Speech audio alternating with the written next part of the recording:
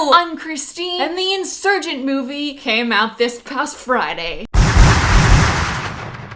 So Insurgent, the film. As low as I kept my expectations, I still had high hopes for Insurgent because Divergent, the film, was like my fave. Like I loved it so much. I ran home in a fury of excitement because I loved that movie. It just built me up. It made me feel like I could do anything.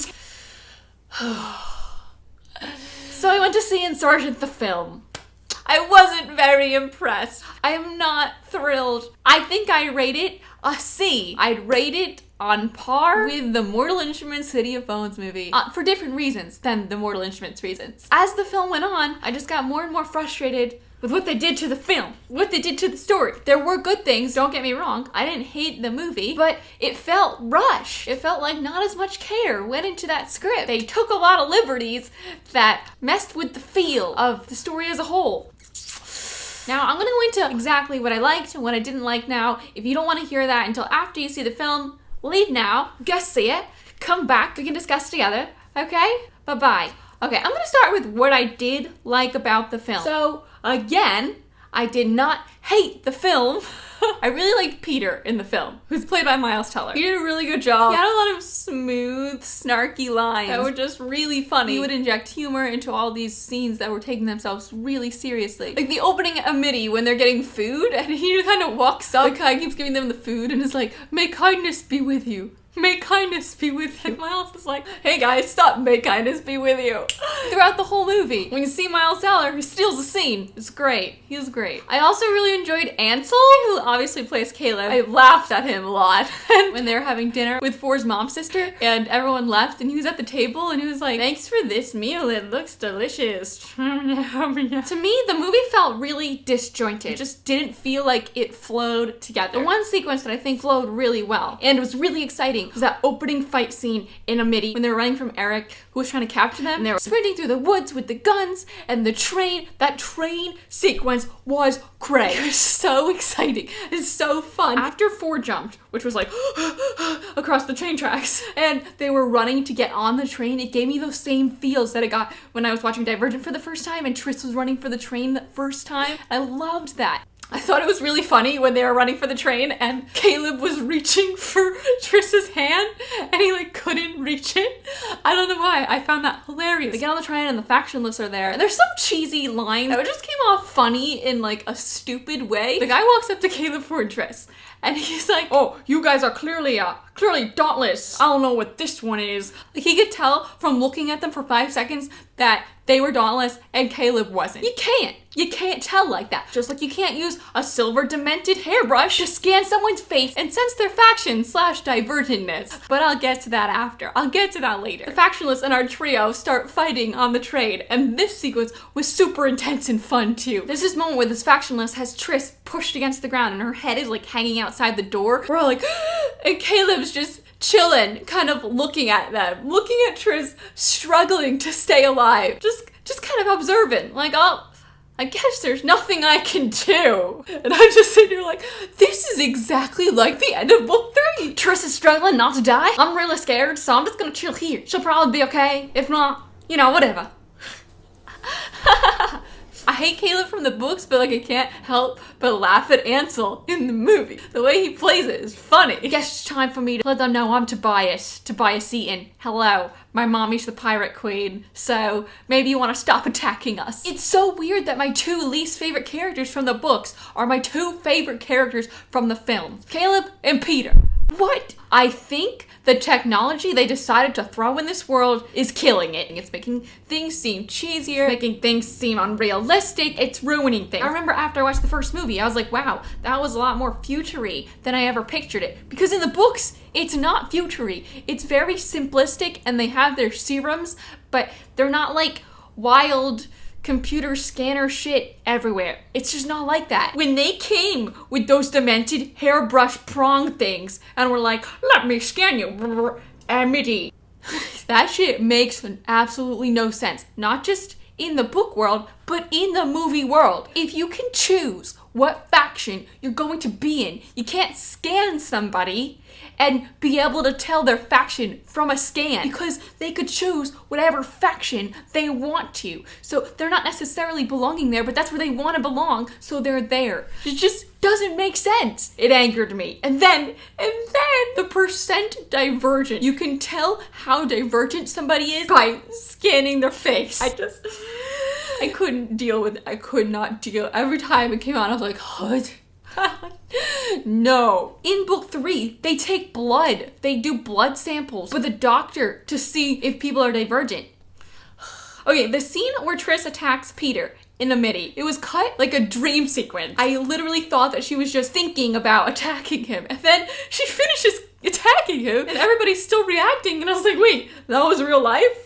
I also think that taking away Triss's PTSD or whatever about using a gun really hurt the film emotionally. A lot of the scenes where she was mad at herself just felt forced. The drama in the film came off forced to me. It didn't flow. It didn't feel real. The scene in Candor, which is so effective in the book, when they have to use the truth serum, it didn't have that intense feel that you got when reading it at all. Like, the room was so crammed. They didn't even sit them in a chair when they gave them the serum. They just stood in the middle of the room. I don't think Shailene did a bad job acting it. I think it's all in the directing, in the set. They make that trek to Candor, and they get there and everyone is just chilling outside, waiting to welcome them in a big crowd of applause. What the fuck was that? It felt so insincere. It's like they knew they were coming. Why couldn't you just wait till they walked into the building to be like, hey, oh look, for Triss. Not like, we've been waiting for you. We had a few new characters, but no one we got to know at all, so we didn't feel anything for them. Uriah was there. We had a scene with him. 5 seconds later, he gets shot. And I was like, wow, that was quick. Bye. But it turned out they were just kind of trank darts. The whole Christina Triss fight ordeal, that is such a big part of the book. It's such a big part of why the book is so emotional. She feels like she has no one to depend on. You don't feel in the movie at all. And then there's the part with the suicides, which in the book is this huge deal.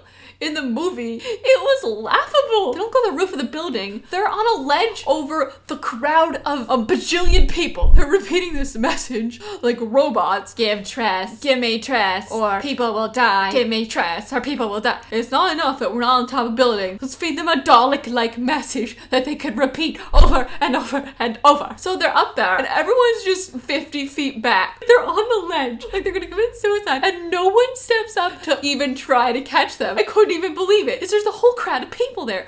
All they have to do is shuffle all up there and put their arms up. In cheerleading, we fucking do this all the time. You throw people like 1,000,000 feet in the air. Hands up and break the fucking fall. I don't get it. You could have taken like 10 people and had their hands up and followed, so when she fell, there was a chance that they'd catch her. Make a net with your arms. They just all stood there, and when she jumped off the cliff, like, oh, what are you doing? You're killing me here. I couldn't get over For's mom. I thought I was gonna get past it, but I couldn't at all. I was just like, you're For's sister or you're nothing. Should have just, I don't know, made her hair longer, put makeup on her, made her look older, just did something. And then they totally look like they're on a Pirates of the Caribbean set. The sets did not flow. It's part of what made the movie disjointed for me. The sets from section to section just felt so different. There was nothing that kind of connected them to make it feel like they were in the same world. You can go to different places and they can have different looks, but they were so drastically different that it felt like they jumped into different worlds. I mean, it also has to do with the script. If the script was better and flowed better, then it would have flowed better. The fact that For already knew that his mom was living in the faction list completely took away the other emotional aspect. There was this whole thing like For didn't know his mom was alive, and then she was. The character emotional portions that were weaved throughout the book were absent from the film. Like, yeah, For was like, don't call yourself my mom! He had a little temper tantrum and ran away. But it wasn't that big of a deal. It just didn't feel like a big deal. The whole reason why we want Triss in the film is because she's the one that's strong enough to open this box. I didn't like the box thing. I don't like what they did with it. I don't think it worked. Maybe it's because of the way it was executed. The machine, the serpent machine thing that comes down and hooks onto the divergence that connects to the box. How does that work? How is that connected to the box? Is it like a wireless connection? Did they know that they had to invent a serpent-like machine to connect to the divergent to open the box? That's the first problem that I see here. The second problem, the serpent thing. It hooks these little pinpricks into the Divergent, and then it could suspend them like they're floating. What the F? What is the technology behind that? In the book, they're like lying on a table and they're doing experiments on her. And that's it. In the movie, they've connected her to a levitation snake machine. I don't know what's going on here. The audience laughed when the snake thing's connected to her. It didn't have the right effect. The idea that she has to pass a sim for all 5 factions, okay. But then the sims were not equal for each faction. She had this super intense long one for Dauntless, and then Abnegation is just her being like, oh, let's not kill Peter, keep walking. That's the whole test. In the book, we have this whole thing leading up to her breaking into Janine's office to get the information she needs, the chip that has the message on it. And then there's security in her office, and that's why she fights herself, because her biggest fear right now is herself and what she's become. And she won't hold a gun, and there's that whole emotional turmoil that comes to a peak. The last simulation where she had to defeat herself, how is that a MIDI? Why did she fall from the sky for like 10 years? What was that about? How is that part of the sim? It wasn't working for me. I don't know, did it work for you? Maybe it did. A lot of people liked the movie a lot, and I just was sitting there like, you're losing me. There were so many weird cinematic choices. They didn't stick to one style, so that also added to the movie feeling disjointed. Like there's this random shot where they decide to do this moving canted twist angle. Like all of a sudden we've jumped into The Hobbit. They're walking out of a building, and you know what I'm talking about. It's like a white building and it crops up and there's a sign on the side. It was in the trailer. It didn't match. And there's the random shots where they like zoom into buildings. Okay, the fact that Triss didn't get to stab Eric. One of my favorite parts of the book was when Triss got revenge on Eric. She stabbed him and it was awesome. She didn't even get that. She didn't get the stab. For's mom is the one who got to kill Janine. Bitch, we barely know you. Why did For float away at snail speed like a shredded balloon in the simulation where he breaks Triss out? That didn't happen in any of the other simulations. So let's just chill in here while For floats away for like 30 full seconds. I laughed at it because it was just ridiculous. And then I know this was for comedic effect, but it was so out of character for Triss and For. When Triss comes back to life because she didn't actually die, she and For have this really long lovey-dovey, let's stare into each other's eyes and touch faces moment for like a full minute. And we're just sitting there like, there's a million people coming after you right now. And then Miles is like, okay, let's go. It's just, they would never do that. They would jump right into action. What the hell? We go back and they have to break into the room with the octopus machine. They kill those guards. For looks into the security machine with his eye to get scanned in, and it doesn't work. Right? He just knocked out 2 guards to that room. Wouldn't instinct be to pick one of them up and try their face while you're waiting? Who are these 2 dum-dums that look like For and Shailene? Every time Janine screamed, I was like, whoa, hold up. I'm having a Titanic flashback. Jack. Her yelling voice is like this really light, feminine sound. And you're expecting this evil, mean, angry noise. Oh, wait, let's not forget about that horrifying dream sequence where Triss wakes up and For's mom is just watching them sleep. It felt like she was in love with For. Bitch, that's my son and I love him. I'll approve of him in bed together. All the dream sequences honestly felt weird. They were using them to kind of explain things that they hadn't said in any dialogue or gone over or showed us yet. And it was another reason why everything felt like it didn't flow. There were simulations and there were dream sequences. And I think you'd have to pick one or the other, guys. Having both makes the movie feel even more cluttered than it felt. And Marcus was like not a part of it at all. I liked that one shot of him where he was kind of running in front of For and Triss to protect them. I demand amnesty, blah, blah, blah. But then he gets knocked down. And that's all we see of him at all. Wish they would have given us that one scene where Triss is high on a MIDI serum. I have to see the movie again, but I don't think my opinions are gonna change. I'll just have more specific examples, and I'll know the dialogue better. So much of it felt forced. It's sad. It's really sad. Because now, what's gonna happen for Allegiant? Like, is this movie gonna do poorly? Are they gonna put Allegiant in one film? Are they gonna second guess that decision to split this book that is so stretched out and eventless into 2 movies? They could do it if they had really great script writers and they were really gonna put effort into it, but it feels like they half-assed Insurgent. I don't want 2 half-assed Allegiant movies. It was disappointing. I walked out of there disappointed. I was really hoping and expecting my expectations to be exceeded because they were so low, and they weren't. The Rotten Tomatoes score started at 25%. And like, I didn't trust it because I know Divergent started at like 17% and it rose all the way to 41. I gave Divergent like a 98% in my scale. It's climbed to 36%, but I don't think it will climb that much higher. And if it does, I don't think it's worthy.